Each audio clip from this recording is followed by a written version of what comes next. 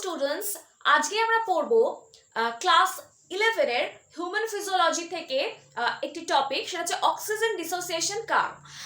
তো oxygen dissociation কার্ভের আগে এই সেম চ্যাপ্টার থেকে আমরা breathing mechanism or the mechanism of pulmonary ventilation এই টপিকটা পড়েছিলাম। আর আজকে আমরা পড়ব এই সেম চ্যাপ্টারের এই পার্টটা, অক্সিজেন ডিসোসিয়েশন কার্ভ। তো চলো স্টার্ট করা যাক।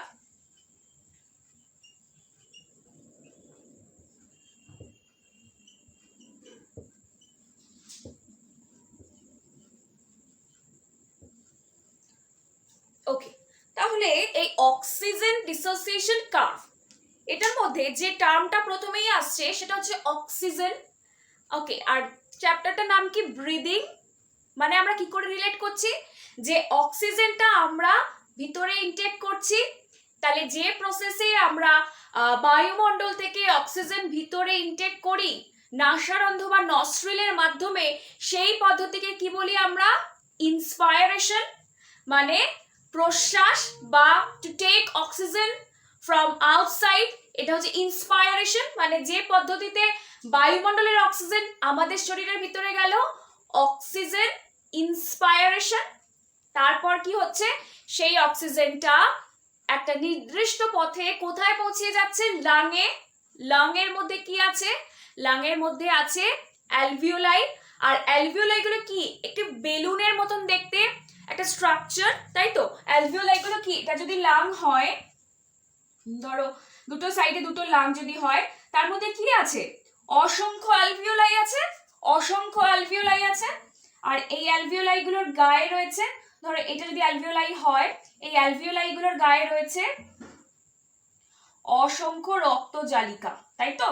অসংখ্য রক্তজালিকা এই অ্যালভিওলাই গুলোর গায়ের মধ্যে রয়েছে। ঠিক আছে, এবার এই রক্তজালিকাগুলোর কাজ কি?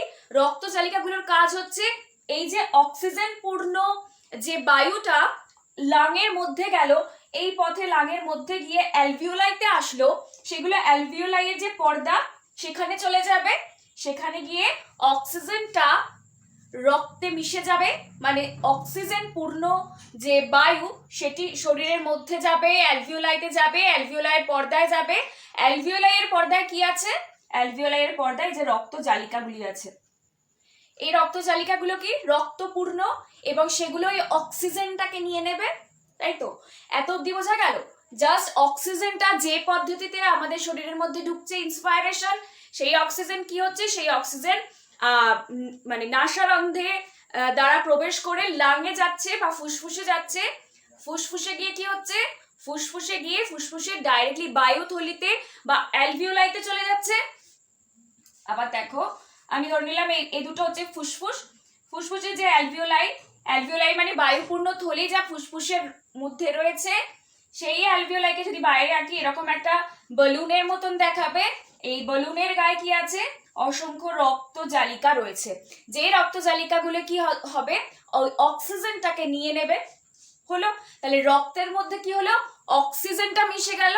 রক্তের মধ্যে যখন অক্সিজেন মিশে যাচ্ছে, তাহলে সেই ধরনের ব্লাডকে আমরা কি বলছি? সেই ধরনের ব্লাডকে আমরা বলছি অক্সি হিমোগ্লোবিন বা অক্সিজেনেটেড ব্লাড। যে রক্তে অক্সিজেন মিশে যাচ্ছে তাকে আমরা বলছি অক্সিজেনেটেড ব্লাড। আর রক্তের একটা নির্দিষ্ট কম্পোনেন্ট, সেটা হচ্ছে হিমোগ্লোবিন। হিমোগ্লোবিনের সাথে এই অক্সিজেন মিশ্রণের ফলে কি হচ্ছে, সেটাকে আমরা বলছি অক্সি হিমোগ্লোবিন। এত অব্দি ক্লিয়ার? এবার দেখো, এখানে আমি একটা চার্ট বানিয়েছি। দেখো, এখানে বলছে অক্সিজেনেটেড ব্লাডে partial pressure of oxygen always cent%. Oxygenated ব্লাডে partial pressure of oxygen cent%. কেন? এ দেখো, যখন অক্সিজেনটা শরীরের মধ্যে যাচ্ছে, সেটা একদম পিওর অক্সিজেন। সেই পিওর অক্সিজেনে সম্পূর্ণ অক্সিজেনটাই রক্তে মিশ্রিত হচ্ছে। সম্পূর্ণ অক্সিজেনটা রক্তে মিশ্রিত হওয়ার ফলে কি হচ্ছে? রক্তটা অক্সিজেন দ্বারা সম্পৃক্ত হচ্ছে, এবং তার ফলে এবং পার্শিয়াল প্রেশার যেটা দিচ্ছে, মানে পার্শিয়াল প্রেশার তোমরা সবাই জানো যে এটা যদি একটা ওয়াল হয়, এর মধ্যে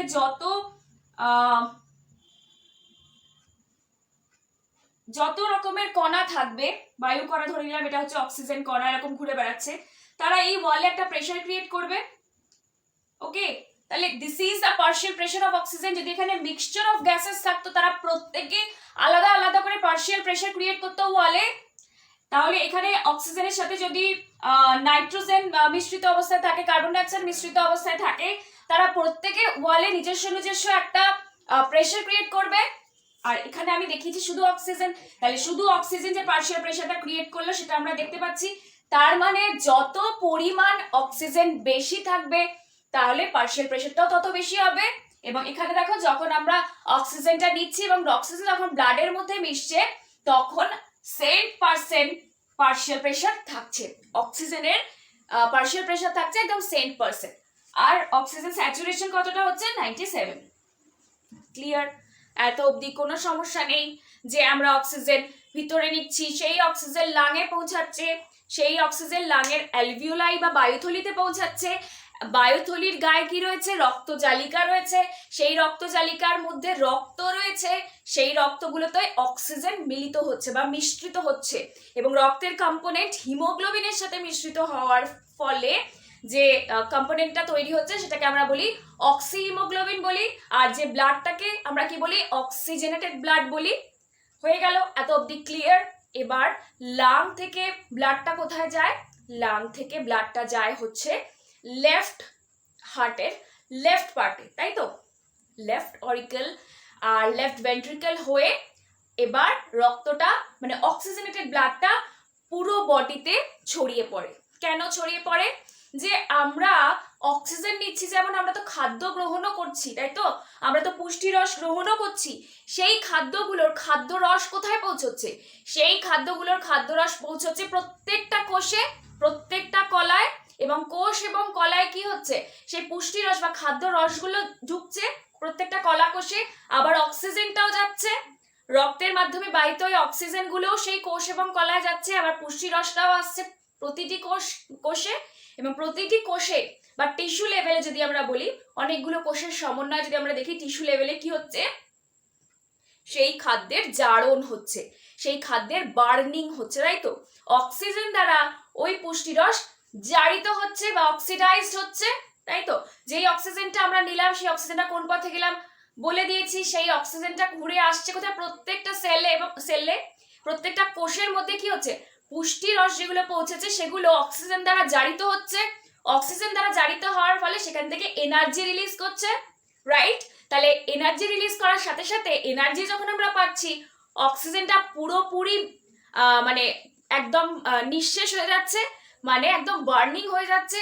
এবং এই রেসপিরেশনের ফলে, এই ঘটনাটাকে সেলুলার রেসপিরেশন বলে বা বাংলায় বলে কোষীয় শোষণ, মানে শ্বসন, যেটাকে মানে তালব্য স ব দন্তের স ন, যেটা সেলুলার রেসপিরেশন বা কোষীয় শ্বসন। এবার কোষীয় শ্বসনে কি হয়? কোষীয় শ্বসনের সময় ওই যে অক্সিজেনটা পুরোপুরি বার্ন আউট হয়ে যায়। এবার পুরোপুরি অক্সিজেন যখন বার্ন আউট হয়ে যাচ্ছে তখন দেখো টিস্যু লেভেলে অক্সিজেন কি অবস্থায় মানে জাস্ট পড়ে থাকছে, মানে অক্সিজেন ঢুকেছিল যখন পার্শিয়াল প্রেসার অফ অক্সিজেন ছিল 100%, সেখানে টিস্যু লেভেলে অক্সিজেন থাকছে 23 অনলি। মানে এতটা অক্সিজেন ইউটিলাইজড হয়ে গেছে, এতটা অক্সিজেন 100-23 অক্সিজেন, মানে 100-23 mmHg, এতটা অক্সিজেন ইউটিলাইজড হয়ে গেছে। কি কারণে? সেলুলার রেসপিরেশনের জন্য। ওকে, অ্যান্ড পার্সেন্টেজ স্যাচুরেশন অফ অক্সিজেনও কমে গিয়ে দেখো 97 থেকে 40 হয়ে গেছে। তাহলে পড়ে আছে অক্সিজেন অনেক কম। তাই বাকি অক্সিজেনটা কিভাবে কখন ইউটিলাইজ হচ্ছে? কোষীয় শ্বসনের সময়, বা যখন ওই অক্সিজেন দ্বারা জারণ হচ্ছিল, বা সেলুলার রেসপিরেশনের সময় অক্সিজেনটা ইউটিলাইজড হয়ে গেছে। তারপরে অক্সিজেন যে ইউটিলাইজড হয়ে যাবে তখন কি হবে? পার্শিয়াল প্রেসার অফ অক্সিজেন কমে যাবে। ছিল 100 হয়ে গেছে 23। কোথায় হলো এটা? প্রতিটি কোষ এবং কলায়, right? Then partial pressure of মানে পার্শিয়াল প্রেসার অফ অক্সিজেন যেই কমে গেছে, পার্সেন্টেজ স্যাচুরেশন অফ অক্সিজেন অনেকটা কমে গেছে। 97 ছিল, ওটা 40 হয়ে গেছে। কারণ কি? আমি বারবার বলছি অক্সিজেনটার কাজ কি? অক্সিজেনের কাজ হচ্ছে কোষীয় শ্বসনে হেল্প করা, তাই তো? কোষীয় শ্বসনে হেল্প করেছে, অক্সিজেন বার্ন আউট হয়ে গেছে। নাও এবার তাহলে রক্তে কিসের অভাব রয়েছে? অক্সিজেনের অভাব রয়েছে। মানে যে রক্তটা কোষ এবং কলা থেকে রিলিজড হয়ে আবার ফিরে যাচ্ছে লাঙে, সেই রক্তটাকে আমরা কি বলবো? সেই রক্তটাকে আমরা বলবো ডিঅক্সিজেনেটেড ব্লাড, বিকজ ওখানে ডিঅক্সিজেনেশন হয়েছে, মানে অক্সিজেনের পরিমাণ কমে গেছে, রাইট? অক্সিজেনের পরিমাণ কমে গেছে, অক্সিজেনেটেড ব্লাডে যতটা ছিল তার থেকে কম আছে। তাহলে ডিঅক্সিজেনেটেড ব্লাডে দেখো পার্শিয়াল প্রেসার অফ অক্সিজেন 40 এবং পার্সেন্টেজ স্যাচুরেশন অফ অক্সিজেন 75। এখানে একটা মিসকনসেপশন হয় অনেকের, যে এটা মনে করে যে ডিঅক্সিজেনেটেড ব্লাড মানে একদম কার্বন ডাই অক্সাইড মিশ্রিত ব্লাড এবং সেখানে অক্সিজেন কিচ্ছু থাকে না। এটা একটা মিসকনসেপশন। ওখানে অক্সিজেন থাকে, ডিঅক্সিজেনেটেড ব্লাডে অক্সিজেন থাকে, কিন্তু পরিমাণে সেটা কম থাকে। সি 40 থাকে পার্শিয়াল প্রেসার অফ অক্সিজেন এবং পার্সেন্টেজ স্যাচুরেশন অফ অক্সিজেন থাকে 75 অনলি। তার মানে ডিঅক্সিজেনেটেড ব্লাডে অক্সিজেন প্রেজেন্ট থাকে, আন্ডারস্ট্যান্ড? কিন্তু অক্সিজেনেটেড ব্লাডের তুলনায় পরিমাণে অনেক কম থাকে। বোঝা গেছে? ওকে, তাহলে এই চারটা আমরা বুঝলাম। মানে কোন কোন স্টেটে ব্লাডে যখন অক্সিজেন মিশছে তখন এক রকমের পার্শিয়াল প্রেসার অফ অক্সিজেন থাকছে, কারণ তখন ফ্রেশ অক্সিজেনটা শরীরে ঢুকছে। যখন সেই অক্সিজেন সেলে বা কোষীয় শ্বসনে ইউটিলাইজড হয়ে যাচ্ছে, কলা কোষে অক্সিজেনের পরিমাণ অনেক কমে যাচ্ছে, partial pressure of oxygen, percentage saturation of oxygen দুটোই কমে যাচ্ছে। সেই আবার অক্সিজেনটা যখন ডিঅক্সিজেনেটেড ব্লাড হয়ে লাঙে ফিরে আসছে, মানে হার্ট হয়ে তারপরে লাঙে ফিরবে, তখন আবার ডিঅক্সিজেনেটেড ব্লাডেও অক্সিজেনের পরিমাণ কম থাকছে, কিন্তু সেটা আবার টিস্যু লেভেলের থেকে বেশি থাকছে, অক্সিজেনেটেড ব্লাডের তুলনায় একটু কম থাকছে। কিন্তু ডিঅক্সিজেনেটেড ব্লাড মানেই যে সেখানে কোনো রকম অক্সিজেন প্রেজেন্ট থাকছে না, দিস ইজ আ মিসকনসেপশন। এটা কিন্তু হয় না। এবং এখান থেকে একটা ট্রিকি কোয়েশ্চেন আসতেই পারে যে ডিঅক্সিজেনেটেড ব্লাডে পার্সেন্টেজ স্যাচুরেশন অফ অক্সিজেন কত থাকে, ডিঅক্সিজেনেটেড ব্লাডে পার্শিয়াল প্রেসার অফ অক্সিজেন কত থাকে। প্রশ্ন করাই যায়। মাথায় রাখতে হবে যে ডিঅক্সিজেনেটেড ব্লাডে পার্শিয়াল প্রেসার অফ অক্সিজেন থাকে 40, পার্সেন্টেজ স্যাচুরেশন অফ অক্সিজেন থাকে 75। আন্ডারস্ট্যান্ড? এই অবধি ক্লিয়ার? তাহলে এই যে পুরো ডেটাটা আমরা যদি একটা গ্রাফে প্লট করি তাহলে আমরা একটা গ্রাফিক্যাল রিপ্রেজেন্টেশন পাবো এই পুরো বিষয়টায়। দেখো আমি এদিকটা একটু পরিষ্কার করে দিচ্ছি।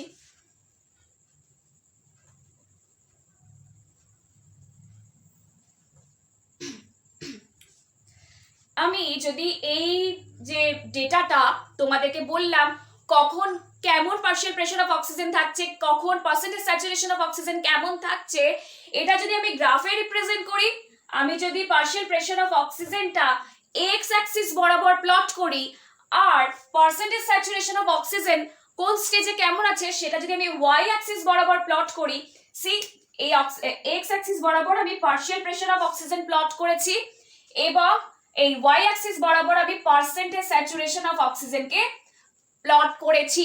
এবার যদি আমি এখানে ভ্যালুগুলো পুট করি তাহলে আমি একটা গ্রাফিক্যাল রিপ্রেজেন্টেশন পাবো, তাই তো? তাহলে চলো ভ্যালুগুলো পুট করে দেখি।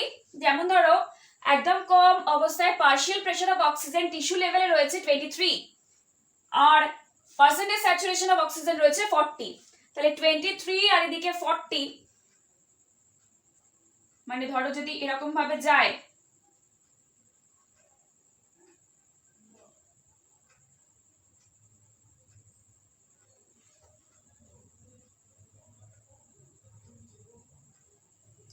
তাহলে 23 এটা টিস্যু লেভেল বলে আমি টি লিখলাম।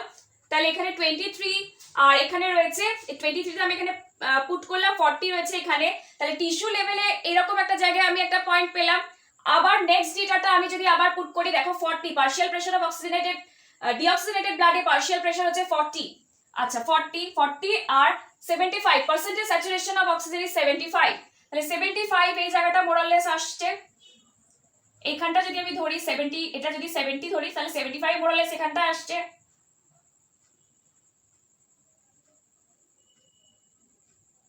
আর 40 থেকে যদি আমি টানি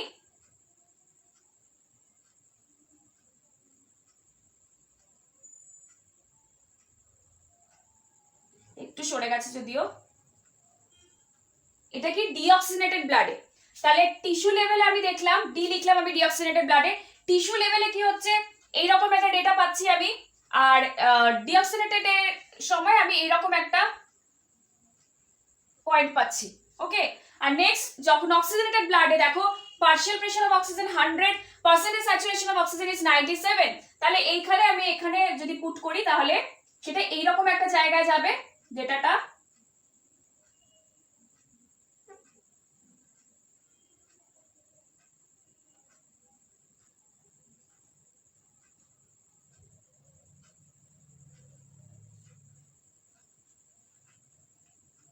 আর এখান থেকে যদি 97 টানি তাহলে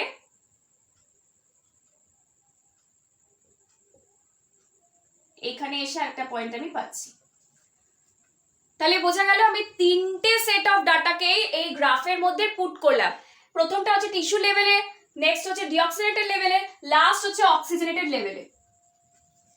ওকে, আর এক্স অ্যাক্সিসে রয়েছে partial pressure of oxygen, Y অ্যাক্সিসে রয়েছে পার্সেন্টেজ স্যাচুরেশন অফ অক্সিজেন। এবার আমি তিনটে যে পয়েন্ট পেলাম, এই তিনটে পয়েন্টকে যদি আমি একসাথে গ্রাফ টানি,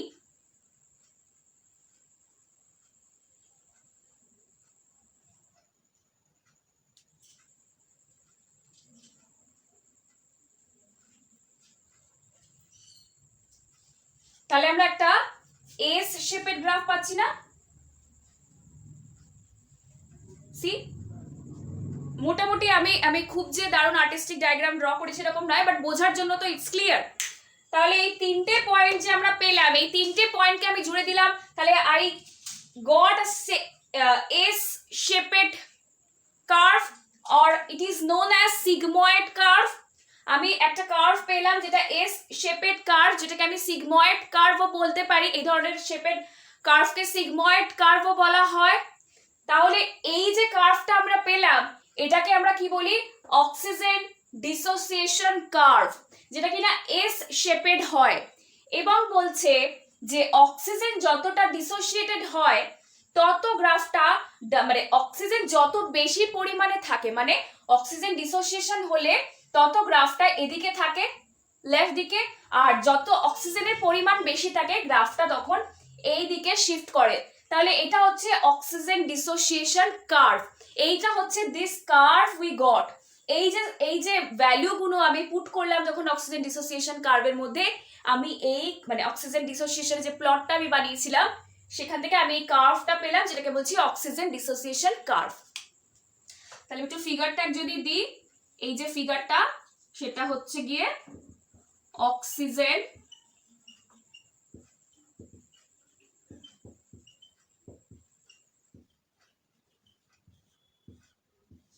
ওকে, so this curve is oxygen dissociation curve, যার এক্স অ্যাক্সিসে রয়েছে পার্সেন্টেজ মানে পার্শিয়াল প্রেশার অফ অক্সিজেন, আর ওয়াই অ্যাক্সিসে রয়েছে পার্সেন্টেজ স্যাচুরেশন অফ অক্সিজেন। এই হচ্ছে মানে মোদ্দা কথা বা আসল বিষয়।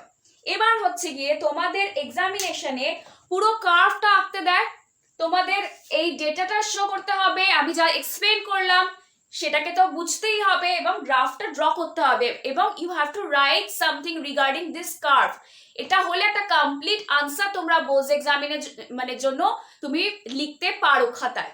তাহলে এই হলো অক্সিজেন ডিসোসিয়েশন কার্ভ। এখান থেকে কোয়েশ্চেন কি আসতে পারে আমি বললাম যে ডিঅক্সিজেনেটেড ব্লাডে পার্সেন্টেজ স্যাচুরেশন অফ অক্সিজেন কেমন থাকে, ডিঅক্সিজেনেটেড ব্লাডে পার্শিয়াল প্রেশার অফ অক্সিজেন কেমন থাকে, বা ধরো এই কার্ভটার ফিচার্স কি হতে পারে, বা কার্ভটা ড্র করতে দিতে পারে বোঝের জন্য, বা নিচের জন্য বললাম যে কিছু ফ্র্যাকশনাল কোয়েশ্চেন, কনসেপচুয়াল কোয়েশ্চেন এখান থেকে করা যেতে পারে। তাহলে এই হচ্ছে টোটাল টপিকটা যেটা তোমাদের লার্ন করতে হবে। আর আমি লার্ন করার জন্য তোমাদেরকে কি পদ্ধতি বলেছি যে রোজ ভিডিওস আসছে, রোজ ভিডিওস দেখো, সেগুলো একটি খাতার মধ্যে যা যা বোর্ড ওয়ার্ক করছি, যা বোঝাচ্ছি, একটা জাস্ট একটা কপিরাইট করে নাও। এরপর জাস্ট বাড়িতে একবার দুবার খুলে দেখো, আর একবার দুবার পড়লেই হয়ে যাবে, বই খুলে পড়ার কোনো প্রয়োজন হবে না। এবং প্রত্যেকটা ভিডিও কিন্তু তোমাদের জন্য ভীষণ ইম্পর্টেন্ট। ভিডিওগুলো দেখো, লাইক করো যদি ভালো লাগে, আর বন্ধুদের সাথে শেয়ার করে দাও, আর সাবস্ক্রাইব করতে কিন্তু ভুলো না। আর যেটা বললাম যে জাস্ট একটা শর্ট নোটস বানিয়ে নাও, সেটাকেই বারবার রিভাইজ করো, বই খোলার কোনো প্রয়োজন পড়বে না, বোধস এবং নিটের জন্য এনাফ, সেটা আমি তোমাদেরকে গ্যারেন্টি দিই বারবার। তাহলে চলো আজকের ভিডিওটা আমি এখানেই এন্ড করছি। নেক্সট ভিডিও আনবো যে factors associated with this oxygen saturation, oxygen dissociation curve, মানে